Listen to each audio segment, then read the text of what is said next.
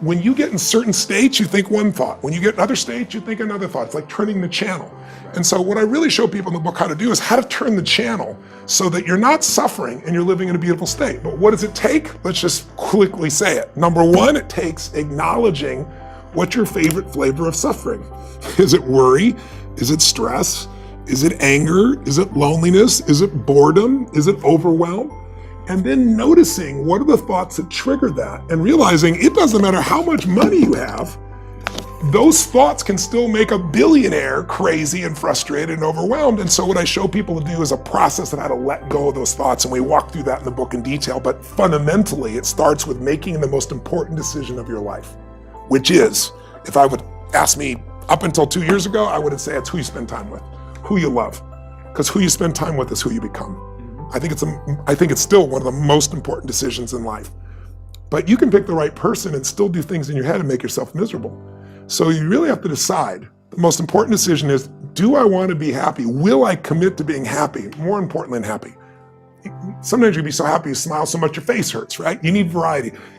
Am I committed to living in a beautiful state even when it doesn't go my way? Even when it rains on my parade? Even when my biggest fear shows up? Because I can't control whether your husband or wife will live or die or get sick or leave you or get a divorce. I don't want any of that to happen to any human being. I hate suffering. I do anything I can to help people not suffer. But I can't control that. You can. There are people who have lost their arms, they've lost their sight. There have been people that have been through the most horrific experiences in life and they found a way to still be happy because they've made the decision that life is too short to suffer. I've interviewed dozens and hundreds over the years, but dozens that have impacted my soul, that made me realize I can change this. I've just gotten used to it. I bought into the theory that this survival software that's constantly running and making you suffer, that's normal. No, that's what the mind will do. And mind has been around forever. What I'm gonna do is something different. And the way I get out of suffering, I give myself a 90-second rule.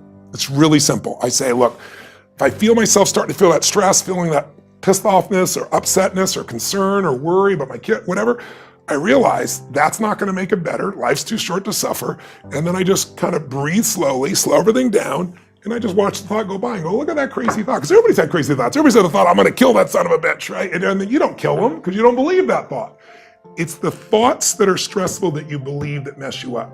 When you question them, you break the pattern. And then the last thing besides the 90 seconds, and by the way, Richard, to be honest, in the beginning, it should have been like 4-hour rule, maybe a 4-day rule. I was not very good. A waiting period. Yes, but what's nice is the more I've done it's like a muscle. The more I've trained myself to do it, I can authentically tell you now, it takes a lot for something to take more than 90 seconds for me now. And the level of joy surpasses all the money you could ever have in a million years. And then the money, it's easier to even make money because you're not attached. You don't have the fears. You don't have the scarcity that people have because you feel so rich already right now. I always tell people, don't wait to be rich.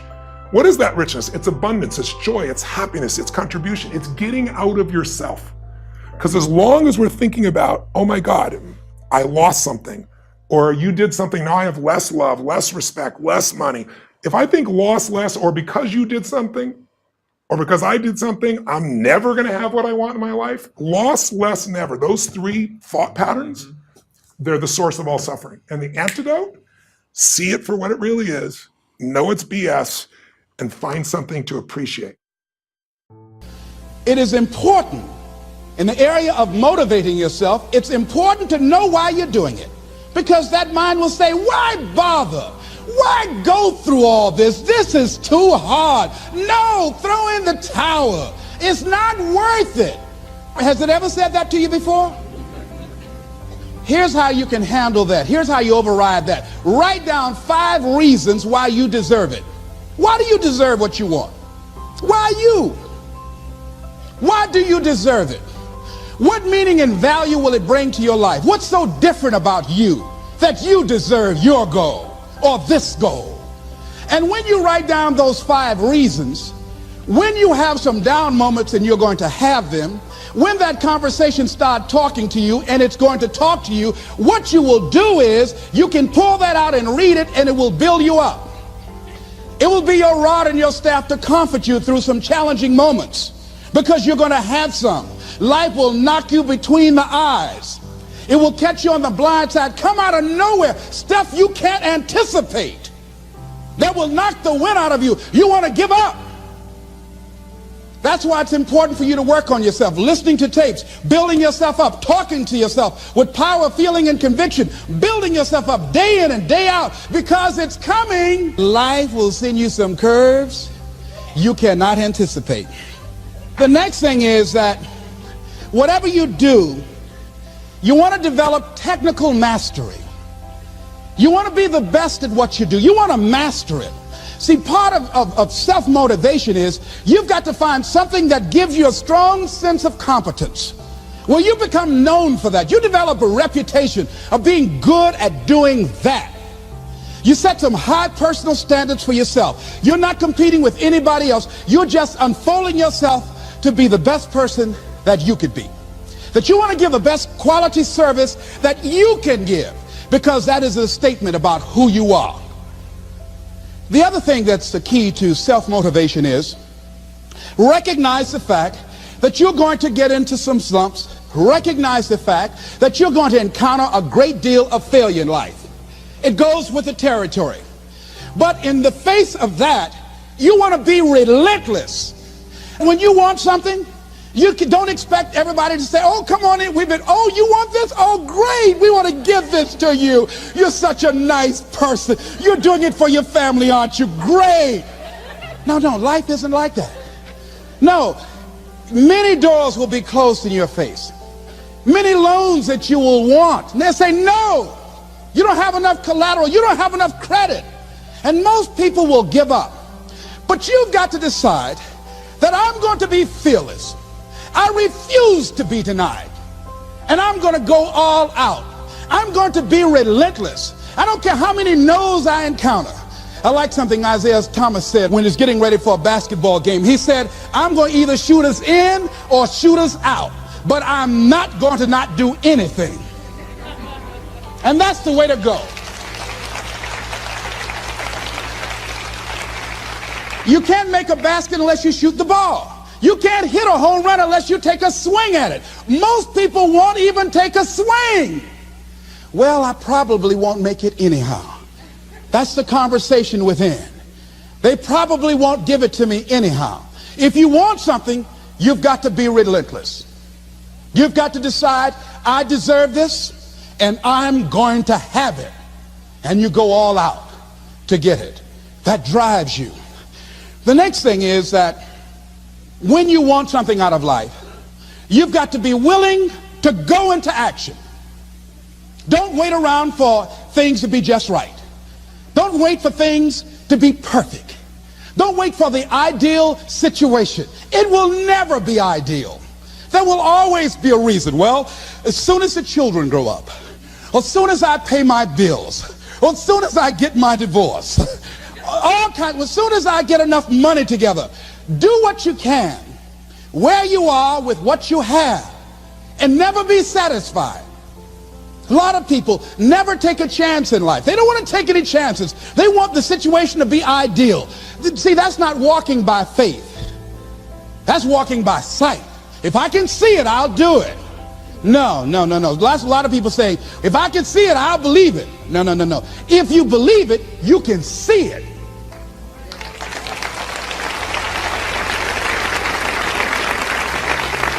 And don't be disturbed because no one else can see it. That's not unusual. That is ordinary. But because you want some different kind of results in your life, you've got to be willing to be unreasonable. If you want unreasonable results in your life, you've got to be willing to be unreasonable.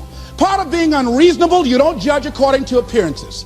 Part of being unreasonable, you can see it because you believe it.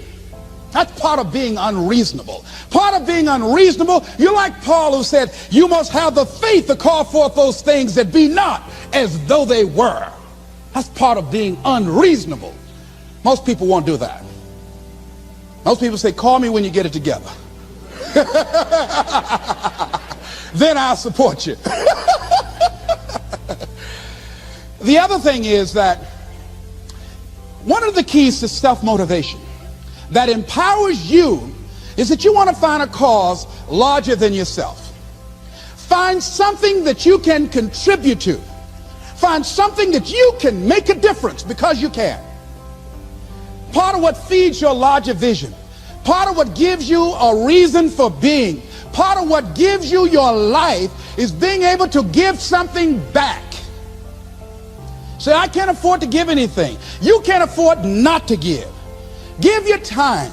Give your talent. If it's nothing, just to go over there and lick envelopes. I don't know exactly what I'm going to do, but I'm going over there. It's part of my tithing in the universe. Once you develop that special sense of mission, and that's what you develop when you're part of a larger cause than yourself, it drives you. You don't need an alarm clock to get up in the morning. You have special power. You'll go places and folk will like to be around you. They will know there's something different about you. When you go in, they'll say, hey, that's somebody important. I want to know who you are. I just want to be near you. That energy that you have, that consciousness that you will embody, will affect everybody around you. The next thing is that you want to create a home court advantage for yourself. You've got to be aware of who you have around you. So you want to be selective. Have friends that will enable you to grow. I have friends that help me to grow spiritually. These are my spiritual friends. I talk spiritual stuff with them. I have some other friends who are just intellectual friends. They make me grow intellectually. They make me stretch. I have some professional friends. I'm a member of the National Speakers Association. I get together with other speakers and we learn from each other and we grow from each other. I have other friends who are just social friends. All we do is just socialize together. We'll look at a basketball game together or go out dancing, but that's all we can do. We don't talk anything serious, nothing spiritual, nothing intellectual. That's not that kind of relationship. Nothing heavy up in here. Have other friends, we walk together. That's all we can do, walk together. Talk about we're going to lose weight one day by and by for good, all right? That's all we do. Nothing else. So, according to the relationships that you develop, we grow from people and projects. And the relationships that you develop can enhance and can enrich your life, or they can drain you. I know many talented people who had a great deal of potential, but because they didn't surround themselves with other people that will inspire them to transcend themselves, they never realize their greatness, and they will end up going to their grave with all their good stuff still in them. So you want to look at your relationships, the people that you're involved with, the people that you communicate with most often, and you want to ask yourself the question, what am I becoming because of this relationship? Does it inspire me? Am I motivated? Am I encouraged? Am I driven to develop myself? Am I seeking my own greatness? What kind of person am I becoming because of this relationship? Am I becoming more cynical and negative about life? Ask yourself that. The next thing is, you've got to say yes to your life. You've got to say yes. Yes to my dreams. Yes to me. Yes, I can make it. Yes, I can. Doesn't matter how many failures I've made. Doesn't matter how many mistakes I've endured. Doesn't matter about my defeats. Doesn't matter about what I've done. Yes, yes. I don't care about the fact I'm in a hole now. Doesn't matter about where I am. Yes. The last chapter to my life has not been written yet. If you judge me now, you'll judge me prematurely. I haven't exposed all my stuff yet. I'm still in the process of transforming my life. I'm still in the process of becoming. Yes. I had somebody in my life at one time told me, you'll never make it. And I said, I'll show you. And what energized me, what motivated me was something that Frank Sinatra said. He said, the best revenge is massive success.